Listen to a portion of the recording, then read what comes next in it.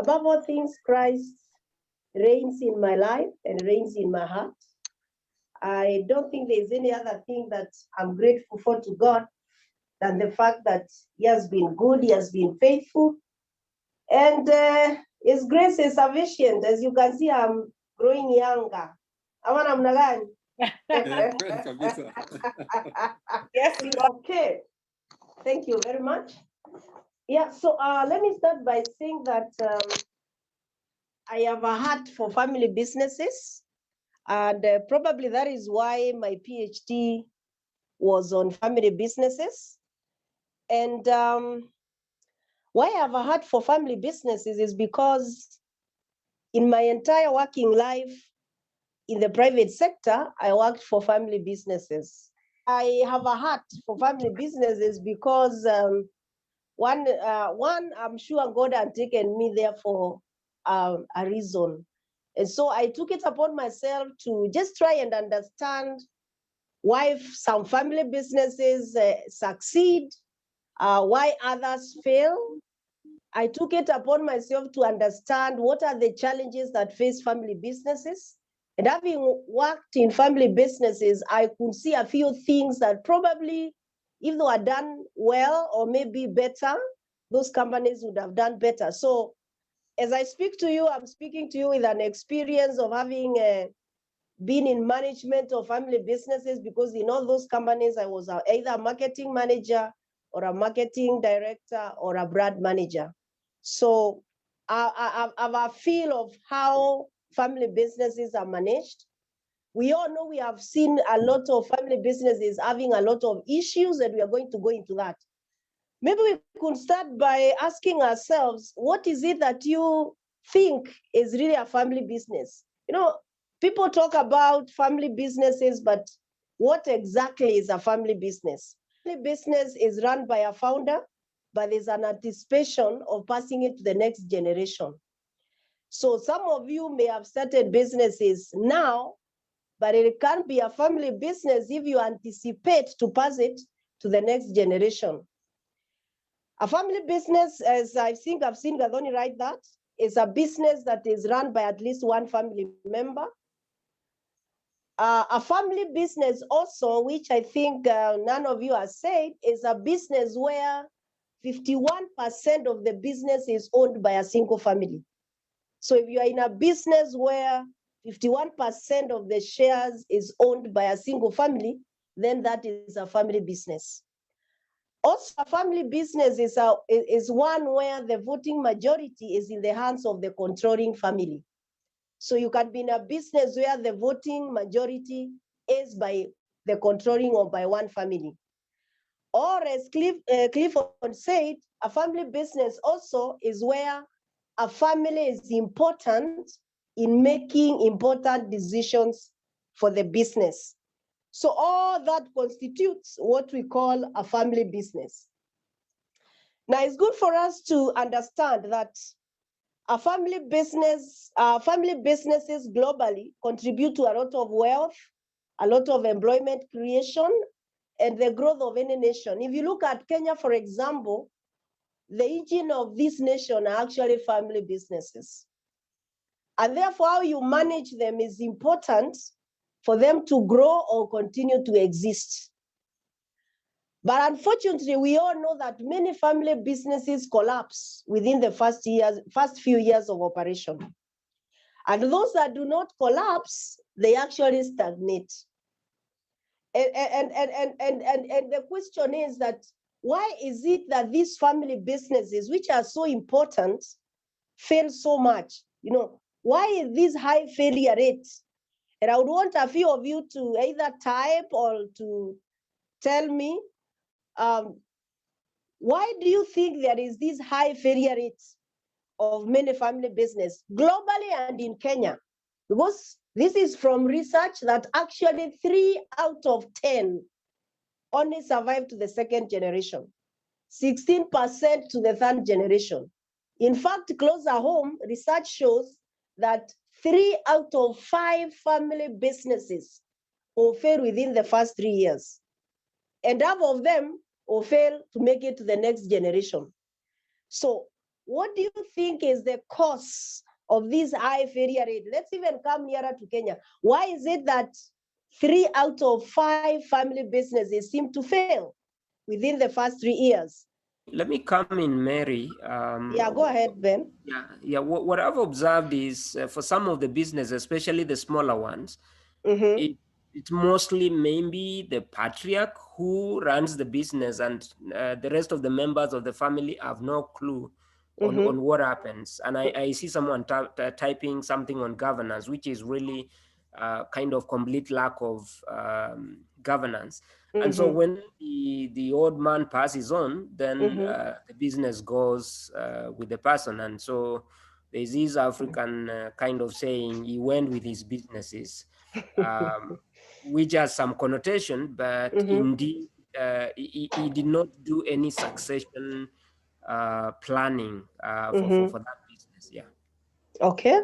Thank you, Ben. I see someone has written, that is who? This is Gadoni says failure due to lack of corporate governance structures. Wilson says weak financial management. Ann Kamau says lack of skills. Patricia, my friend, says a lack of common purpose among his family members. Cyrus Kivuti is my guest, says greedy among the siblings and lack of rules to guide the business. Stanley Bogwa says failure to pass on the vision. Kakui, my guest, says lack of rules and policies. Christine says fear of inviting other people to help them grow. Yeah, you are all right, lack of mentorship. Now, I'll shock you and let you know that actually the half of the businesses that fail, family businesses that fail, is due to inefficient succession mechanisms. We are going to look at other things, but all those things, the major reason from research why family businesses fail, half of them is because they have inefficient succession mechanisms. Yeah. And these inefficient succession mechanisms sometimes are the ones who cause power struggles, they cause internal feuds among his family members, Sometimes, as one of you has said, the family members refuse to give up central roles in the business, they keep on being there, and therefore, from all what you're writing, very, very good points, you can see that how you manage succession is very important for your organization or for your business to grow and continue to exist. And more so, the first succession is critical. And the first succession will determine if your business continues to exist beyond you. I don't know how many of you are in family businesses. I don't know how many of you have started their own family businesses or they are in their second generation. But the first, you'll tell me that, you can type, I'll see. So the first succession is very critical because it actually determines if your business continues to exist beyond the founder. And that succession, whether it is ownership, whether it is who takes over, is the source of danger and conflict in many family businesses. Now, again, you find that many family businesses fail because members are refusing. I think Christine said that. Members are refusing to relinquish power and control in the business. They want to stick there. And sometimes, I think I saw someone put that, another key cause of failure in businesses. These failures causes are important so that you can avoid them if you want your family business to go beyond you. Employment of family members sometimes override the goals of growth. So you'll find there are some family businesses where everybody is related to everybody. And so it becomes like an employment bureau, for the family members. Whereas there is nothing wrong with that. You must be very careful because employment of family members in family businesses sometimes may override the goals of growth. I remember I've worked in family businesses all my private life. So you will see sometimes that aspect of having family members only or in most of the positions can be a problem. 3 major stages of a family business. The first stage is the founder's stage. Now, This is a family business where most decisions are made by the founder. Okay? And the founder is the center of activity. Actually, the founder seems indispensable. So there are some family businesses that are in that stage where every decision, if the founder is not in the office, nothing can move. And I'm sure if you've ever worked for some family businesses, you know businesses like that. If the founder is not in the office, nothing can move. They have to wait for him to make a call and to say what is going to be done. So they are the center of activity and they are indispensable. Yeah. Now, the question is, if your family business is in that stage, then what do? You need to build the foundation well. If your business is in the founder stage, you need to leave a positive strategic heritage and vision.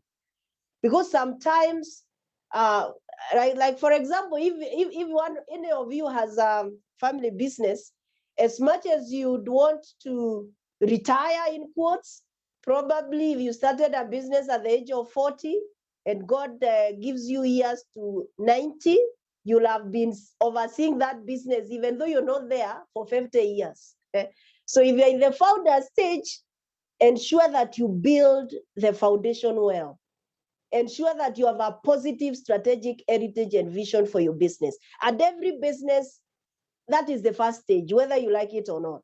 The second one is sibling partnership. Sibling partnership. Now, this is the stage where the management is by the immediate generation of the founder. So brothers and sisters are controlling the business. Meaning you can also have a family business where brothers and sisters have come together. Yours will be now the founder. So you'll have to handle it very differently. So what do you do? Because my area is strategy. What do you do if you discover that the business that you are in as a family is in the sibling partnership? You must develop a family employment policy. Okay? Let all the family members agree and understand this is how we are going to do this thing. Because remember, I said employment of family members in a family business, if not managed, can actually bring a family down, a family business down. The other thing that you must do is you need to agree how family members working in the family business will be treated. You see, there's some family businesses where the family members are treated differently from other workers. And then finally, if you are in this stage, you must build professional systems. There must be systems. That is the second stage, building partnership. Then we have the final stage of any family business, what we call the advanced stage, or some authors call them the cousins confederate. This is where you have a large number of family members who are directly or indirectly involved in the business. And this is where you find most times the third generation is the one that is actually succeeding the founder's generation. Yeah. Now, if you find yourself in this kind of, in this stage, what do you need to do? You've got to have governance policies. As a family, you've got to have what we call a family constitution. And I think that is where many family businesses fail. They have nothing that tells them this is the way we are going to run our business. Not, I'll come to the strategic plans and all that. We are talking about the family. Because a family business, the family and the business are intertwined, okay? So you need to have a governance policy for the family. You need to have a family constitution. This is the way we're going to run this business. This is what happens if you're a family member. And then you continue, you're going to see what kind of family members should work in a family business. Pass the baton successfully in any of those stages, at the end, you are likely to have a non-family member managing the business and family members managing at the board level. So family businesses that succeed and from each stage to the other well, you'll find at the end, non-family members are managing the business and family members are managing at the board level. Now, if you're in a family business yourselves or you own one, at what stage is your family business? And what are the challenges that you're facing? must create the right culture from the beginning. Now that you're there, and more so you are from Lower Kabete, you need to have the governance structures early. You need to ensure that you lay the foundation that you do, the culture of the business. In my book, if you, because I know you well, when you purchase a copy, you'll find the various types of organization culture that you find in family businesses. Some of them are bureaucratic, some of them are such that you can't move. So you need to ensure that you build the right culture. You need to ensure that you lay the right foundation. You need to ensure that you have the policies in place so that you start right from the beginning. Yes, Tanya? So, I mean, I was just thinking when you were talking about this cousins club, you see, like in your research, like a difference between the way we do it here in Kenya and the way they do it in the West. I tend to see a lot of businesses in the West where the generations are involved, but I see less of that in the Kenyan context. At most, it's the parents and then the children, and you rarely see it going to the third generation of them being involved. Yeah, okay. When I was doing my PhD thesis, by the way, my book is, the forward is by Dr. Manu Chandaria, and he has given a story. Maybe we'll look at his business and then I give you a few tips of what he has said in my book. When I did the research, I actually, it was in the manufacturing sector, and therefore I did interview various family businesses in Nairobi. And what I discovered is that the family businesses that seemed to do well were the ones that were run by Asians. I also discovered that Asians, which we are going to see as we move on, maybe in a few of my other slides, Asians bring their children into business very early. I think we can just look at the one for Manu Chandaria since we are there, so that after that I go to other things. There's one family business that has succeeded, and he has done a forward for my book. And what I get from when I went to see him so that he could forward this book, and one thing that is very clear, for maybe just to give you a small story, and then you'll tell me maybe if you know Mabati Roaring and all the businesses that he runs. The Chandaria family business is in its fifth generation. It's actually 100 years old. Yeah? It is in 5 continents. Yeah, and it employs about 40,000 people. So for them, what I gathered from him, but you can read more in the book when you buy a copy, is that they have the right family values. That is the first important thing that I gathered from him, is that first they have the right family values, and they try as much as possible to actually, pass the same to the people that they employ. That is the first thing. Secondly, they don't shy away from taking risk. For example, you'll see in my book that they invested in Uganda, they invested in Ethiopia, and their businesses were taken by government. In fact, then fear. That was very important. But he actually told me that for separating the family from the business is not as easy, even for him. And the way they have been able to work that out is by cultivating the right values in their children.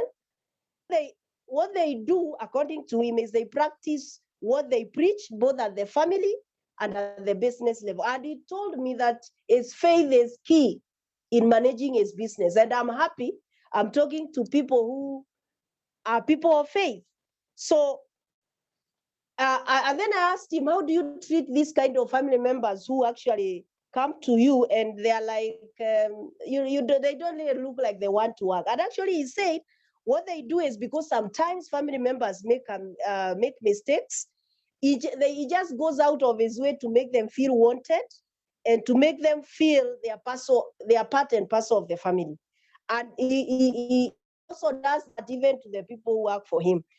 But what I gathered most, the rest you can read from the book, other than religion and their culture playing an important role, is that for them, it is very important. They only do the right thing. They don't do anything that they know it is, because I also discovered he's worked with all the presidents from Kenyatta to today, and he was categorical that they never take sides politically. A family business, which I agree with him, you must be neutral. If you're running a family business, be neutral matters politics. Do not go commenting everywhere that mi niko UDA, mi niko Jubilee, mi niko ODM, so on and so forth.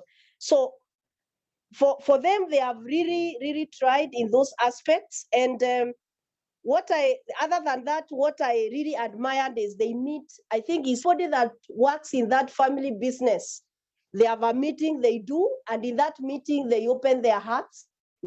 I don't know what your take is. The story is in my book. You can read it more to get the gist of what he has done to move. At one point, they merged with another family, a lot of other things that happened. So in a nutshell, that is how he has run his business. And for him now, the business is run by professionals. They manage it at the board level. That is one of the successful family businesses that has continued to be purely family business. Yeah, so I think we fully agree. I think that's a very good summary of why the businesses have done very well compared to what we discussed earlier. And I think that's it's a great thing to share, because we can embrace some of these things, even as we run our businesses. Thank you. Oh, you're doing good. And I think it's something needed. Talks that need to be done broad and wide in Kenya. If we have to be examples, it is sad, it's a challenge, and we aspire to be the examples. I don't know if Jane can tell us whether she's involving her children in her business. Okay, Christine, I would not say immediately right now, yes, for reasons I should just say immediately. But I want to say they have grown with us in business because we wanted them to know the source of the money that takes care of the family. And especially the firstborn can actually run one of the enterprises. He understands it. But we have decided, because they all went to school and graduated for their various careers, to allow them, first of all, venture.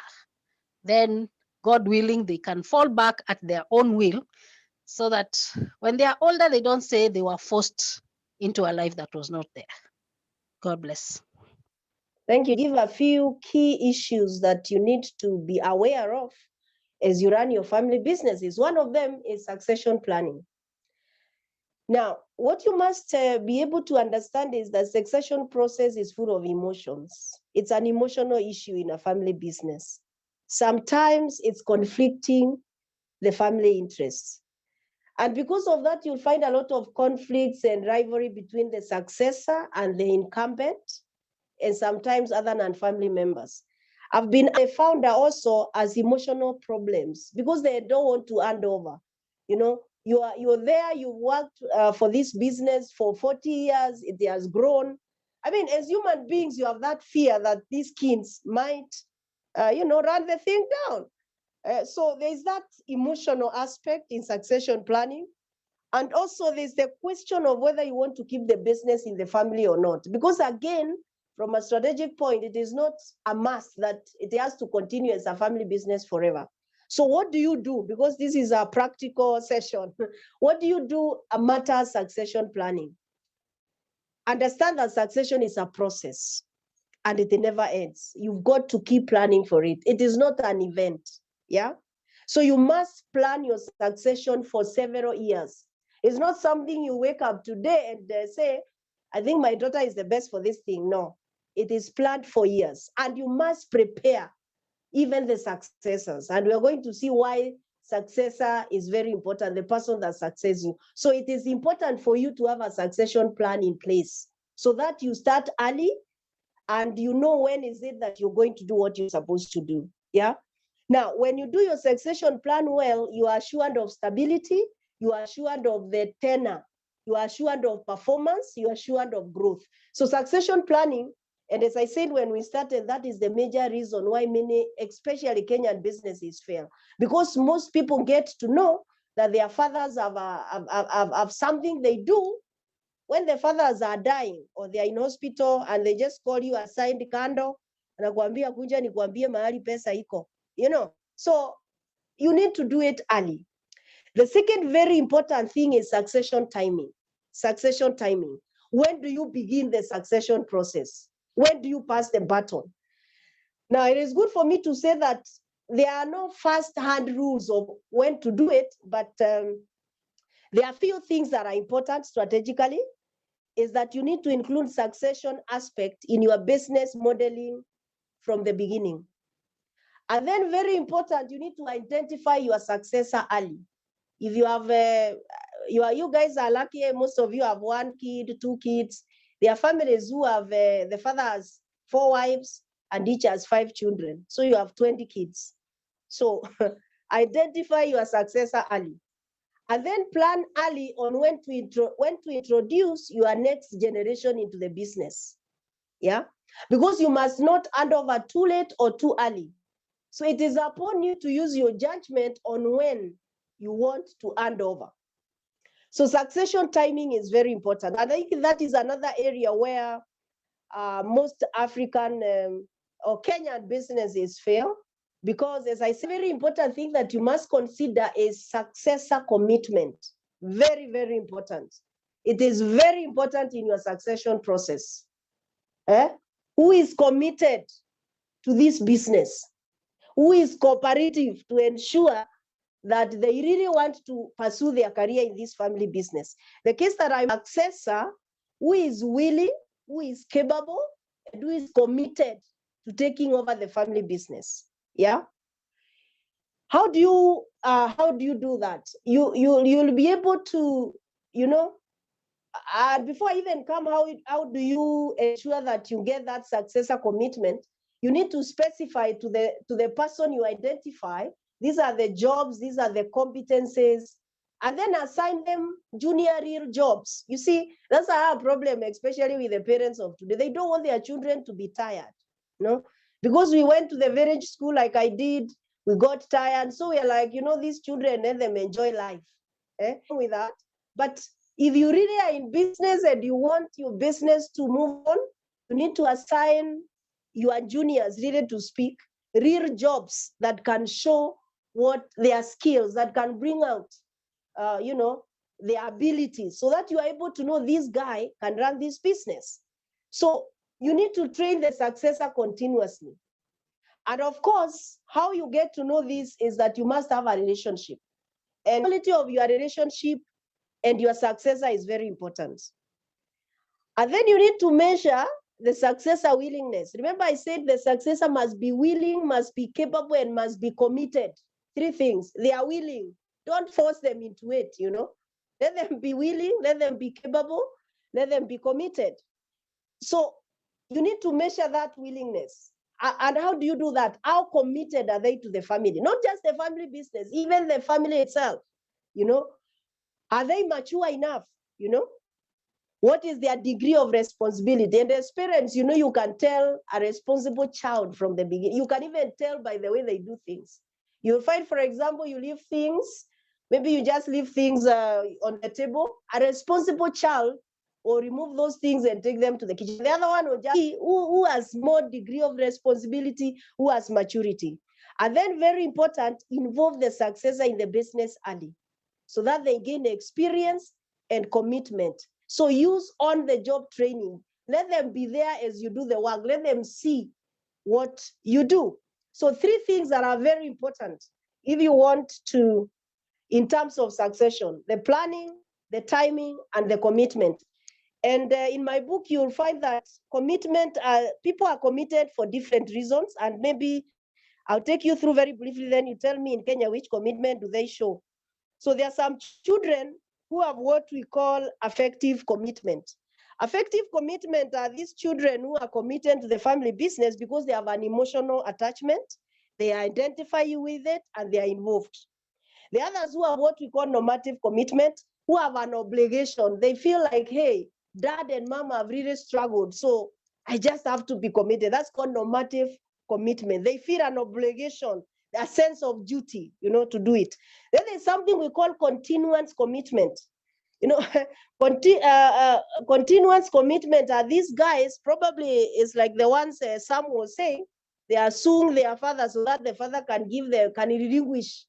It's continuance commitment. Basically, that's commitment that you have because you are calculating the cost aspect, the cost benefit. If I leave this organization, will I really get a job? And then there's something we call imperative commitment, yeah, where basically the child is doubting themselves if they can pursue any career outside the family business. So commitment is very important, and you must be able to see what kind of commitment is this child having. The other key important thing other than succession, I'm almost finishing, is the strategic planning aspect. You see, many family businesses in Kenya do not grow because they are not planning. They are not having, and if they have strategic plans, they are not following them, So the question you need to ask yourself, do you have a strategic plan for the family business? Do you have even strategies in place? How do you grow your school, Wilson? How do you grow your company, for example, Christy? Do you have something written? Kenyans have this idea that everything is in their head. I know what I'll do this year. I'll know what I'll do. That's why we don't write wills. I'm here to stay. Really, So do you have a strategic plan? So other than succession, it is always important for you to have a strategic plan that clearly shows how are you going to grow. Because you can easily stagnate in a family business scenario. You can easily stick in one place. So those are key issues that are very, very important. And as I said, you can get all this information in my book, Growing a Business Empire, which basically takes you through how you go about it. Because of time, we can't, I've really tried to bring everything together. And finally, don't fear. You see, I keep saying that you can be the benchmark. So I am of the opinion that I've been telling anybody who cares to listen to me that it is good to benchmark, but why can't you be the benchmark? You can grow your family business your own way. As long as you have structures in place, as long as you have strategies in place, and if you have plans in place, you should be able to grow your business and manage your business. And of course, very, very important, always run your business with integrity. I'll be out of order if I don't talk about integrity. Integrity is everything in a family business or any other business for that matter. Basically meaning you must keep your word, you must honor your word, you must do business the right way. Any business, not just family, any business that is done and it is done and the people are taking shortcuts, definitely one day it comes down. So as you do all these things that we are talking about, it is important for you to actually ensure that everything you do it with integrity, and above all, involve God in your business. There's no way you will involve God and things go wrong. It is not possible. So those two, however much you plan, however much you do everything, always maintain integrity and involve God in your business. Thank you very much for listening to me. I think I'll end it at that. Christine, over to you. Okay, so Dr. Maria, I just want you to share a bit. So some of us may be running our own businesses, and we'll say they're family businesses, but there's some of us maybe who don't have businesses, but they have finances and they have invested, like maybe T-bills or funds and all that. What kind of advice would you give to such kind of people in terms of family resources, so that they find a way to maximize the family resources that they have, even if they don't have a going concern? I keep saying strategically, you should be in a scenario where even if you're sleeping, money is coming in without you doing anything. So in other words, you must ensure you continuously invest but also do some due diligence. Don't invest just anyhow. And by the way, as you invest, involve your family. Don't invest and you are hiding, because again, be sure that you involve people. And you must always have, if you're working, if you're employed like I am by government now, please have some multiple sources of income. In fact, if you read the Bible, now that we are in a fellowship, you'll find that there's a scripture, Stanley is better. It says, I don't know which river from Garden of Eden, another river. Basically, even God expects you to have more sources of income. Don't just depend on your salary. There's nobody, from research, by the way, no one has ever been rich because of employment, even if they are paid 1 million per month. You'll become wealthy. Let me use the word wealthy. You'll become wealthy if you have multiple sources of income. So invest in many places. Also, the Bible says, do not put many waters. Yeah. You know, that means invest in many places. You know, me, I look at things from a strategic point of view. So when the Bible says that throw your bread in many waters, it's telling you, actually, you need to invest in many places. Start a school, start a consultancy firm, Wilson, lecture. There's nothing wrong. As long as in your business, you've set up the right policies, the right procedures, invest, and please involve your family. It is really bad when someone goes and then the children are suffering and the guy has millions invested somewhere. So I would say that you don't succeed in a day. You may actually invest in something, it goes down, you cannot give up. And in my view, there's nobody who fails. You just learn how not to do something. So we must, and also have the positive attitude that actually this investment is going to work for me. If it doesn't work, I've learned something. So I hope, Christine, that's what I would say. Thank you. Okay, great. So we can start with one of the first questions that's on the chat. And if you want to speak, you can raise your hand or you can write on the chat. Gadoni had asked, how do you build trust among family members? Will the government structure help? Let me just add on to it, Okay. Christine. So one of the things that we've talked about, and we've also observed it, in Kenya, many of the family-run businesses run by Kenyans of Indian descent, those ones survive from one generation to the next. Dr. Mary, you had mentioned the importance of having a strong value system. And I believe that in general, the Indians don't necessarily have a stronger value system than Black Kenyans, but they do have a very high level of trust and a higher sense of community. Plus, they also have succession plans where the assets are not just yours, but it's for the family. So then my question then is, how do you build trust among family members? How do you address jealousy? And will the governance structure be the one thing that helps to do that? Or is there something else?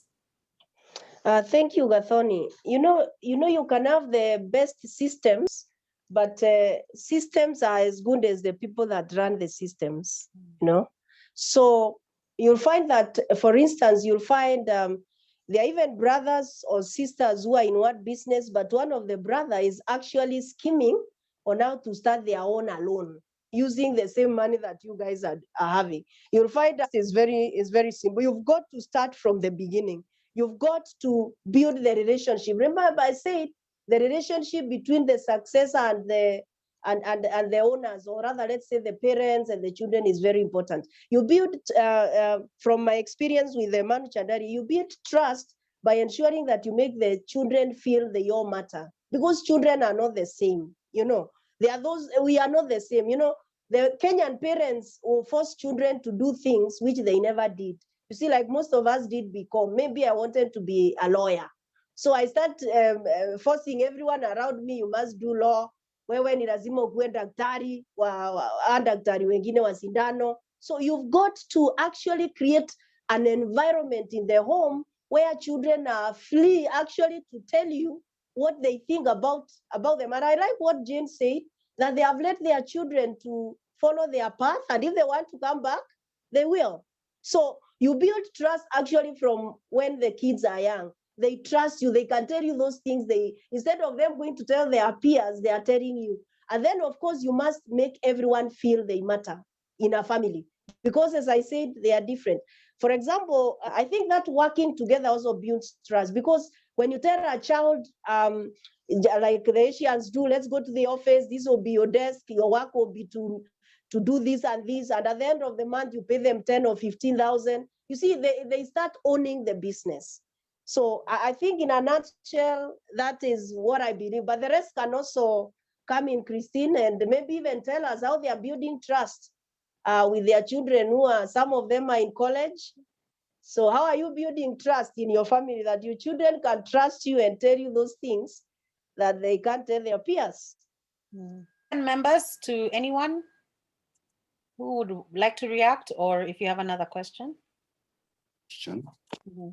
In this succession planning, you say that we identify one of the kids who maybe have an interest in the business.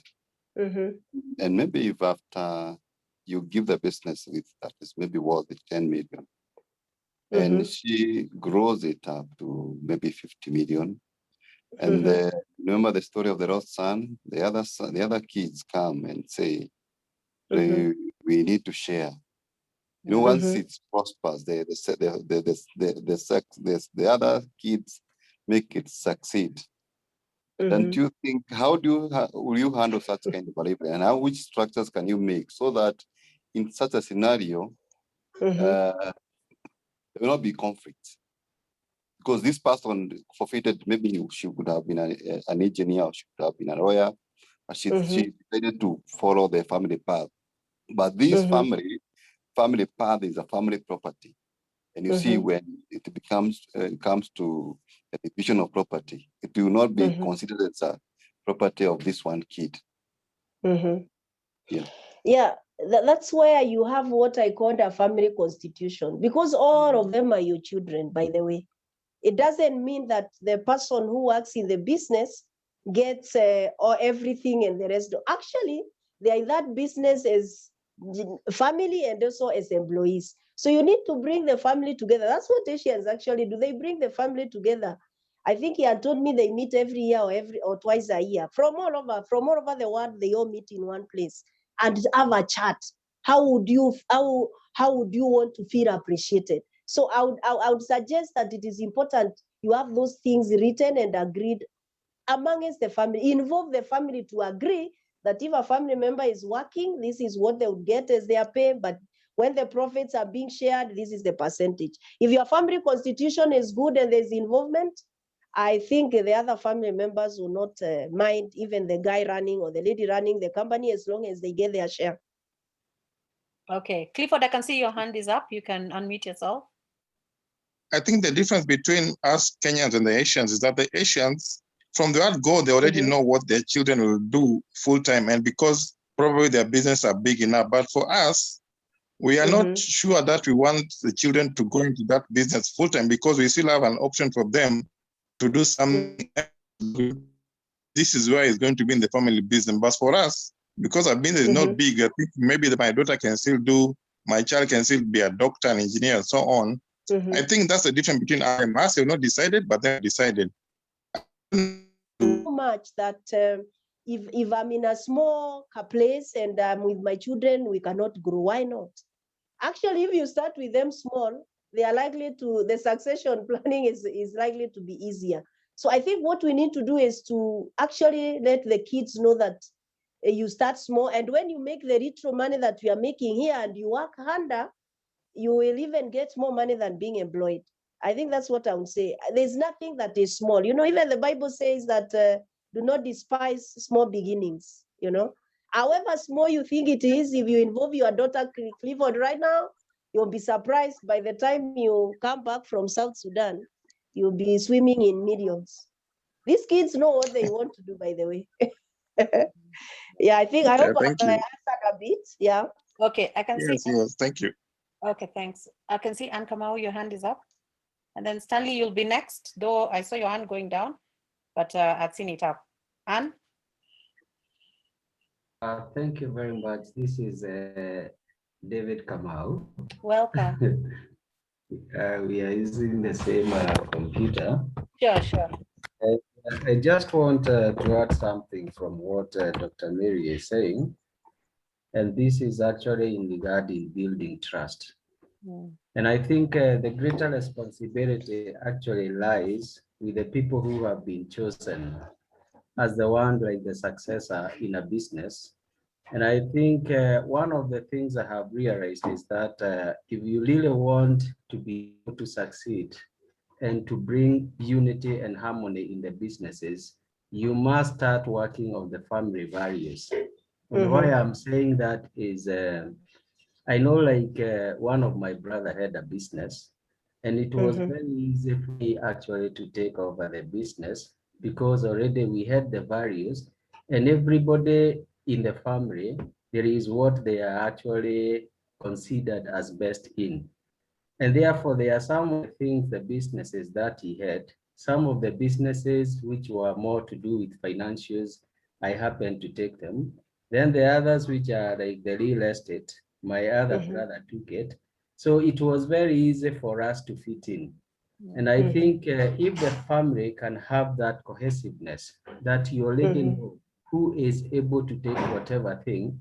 And then what we do is once you have done, like if, for example, I'm doing the financials, there is also that openness in terms of presenting. Every other you are able to present, this is exactly how the business is moving on. So that one makes it very easy. And what I did is actually like now in that business for the financial, the son is actually now doing finance. And therefore, I have also recruited him in the business. So he is learning in the process because he had a lot of interest in that. So I think in that dynamics in terms of the family, if the family feels that everybody is good at something, it becomes for somebody to be able to say, this is the one who is going to take this line and this one take that line. So that is how you really build the trust in the family. Thank you. Thank you, David. Stanley, you had a question? Yes, I did. Thanks, Christine. I think my question is on the succession issue. What I would say is in a situation like, I think a personal situation where you started a business in Kenya, but you know the kids you're thinking of who succeed you don't have a background there, and you start thinking about, you know, the upbringing is here. They think about life here. They won't, while they've traveled, they've never spent enough time there. And you really are passionate about this business. You want it to continue beyond you. I wouldn't know, I mean, how such a situation like that would be handled, because for the most part, you want people around you who have seen what you're doing, while I try to do that with them. But in terms of running it physically and spending time there and sharing that culture there, it's a little bit of a challenge. And I don't know how you'd handle a situation like that. Thank you, Stanley. I think from a strategic point of view, if you're, the easiest way to do it, in my view, is one, you can have your children visit the business when they're in vacation. Let them be in the business and see how it goes. Of course, you need to have a professional run the business since you're not in Kenya. So as the professionals run the business, when your children are on holiday, or you should also be able to get them to actually go into the business. Secondly, I think family is wide. You can actually have a nephew or a niece who is also family, actually run the business for you, and then have your children, if they are interested, at the board level. So you need to think wider. But if you really want your own children, which is not really a must, actually in this book I've also said, sometimes if you realize that your immediate or your family, they have no ability, they have no skill in what you do, you can actually get a professional to manage the business, and then the family manages the business at the board level. So there are options that are available that you can use. But as just from on top of my mind, if you want your children to understand the business, let them come to Kenya once in a while when they're on holiday. Let them see how the business is doing, and you may never know. They may even not want to come back for listening. And So I will request you to buy my book. Actually, I have 3 books. Christine, allow me to show them my books. Some of you have the other book, The Winning Strategy. I think I have about 15 copies remaining. So if you want to learn about strategy, now this is a book, it's called How to Thrive and Influence Your Workplace. And this is, this book is good if you are a CEO or a worker, because you'll understand how to weather politics in the workplace, toxic people, how do you manage difficult guys in the office, what do you do with the guys who are always gossiping, you know. So this is the book. And of course, the one that as what we are talking about, which is this one, Growing a Business Empire. So you can get any of those copies. Is 1,500, except Winning Strategy, which is 2,000. But for you, I think I can give at 1,500. So you just need to call, or you just go to shopyangu.com. Then if you don't want to go there, you just need to, Can you see my presentation? But if you go to Merimugo. Yes, if you go to merimugo.shopyangu, the Winning Strategy is 2,000, so you can't get a discount because it is online. If you are in the diaspora, please buy it in Amazon. So you can call me, or you can most of you have my number. Christine can share my cell phone number for if you don't want to use the till number, but you can use the till number, then you text your details. The 1,500 includes delivery where you are. It will be brought where you are by Nation Courier. Yeah, so thank you so much. I hope we'll engage again, and God bless you. And it was nice to see you all. Thank you so much, Christine. Thank you. Okay, thank you so